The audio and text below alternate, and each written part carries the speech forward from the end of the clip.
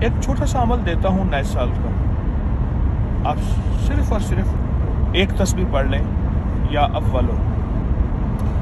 اور جب سال ختم ہو پھر ایک تسبیح پڑھ لیں یا آخر ہو، بس چھوٹا سا لفظ مبارک اسم ہے۔ اچھا، یا اول جو پڑھنا ہے اول آخر درود پاک 3 دفعہ اور ایک تسبیح پڑھنی ہے۔ اے ساری کائنات کے اول اور آخر، اے ساری کائنات کی ابتدا، یہ سال میرے لیے خیر و برکت کا، رحمتوں کا، سکون کا، خوشیوں اور خوشحالیوں کا، بخت نصیب اور مقدر کا بنا۔ یا اول ہو اس نیت سے پڑھنا ہے، اور آپ حیران ہوں گے سارا سال آپ کو خوشخبریاں ملیں گی، زندگی میں عزتیں، سکون، خیریں اور برکتیں ملیں گی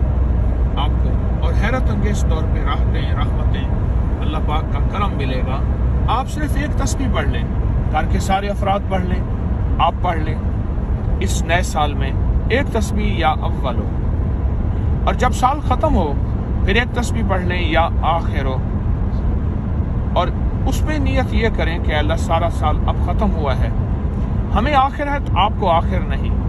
اے اللہ اس سال کے اندر جو کوتاہیاں، جو غلطیاں ہوئیں تو معاف کر دے، رحم فرما دے، کرم فرما دے،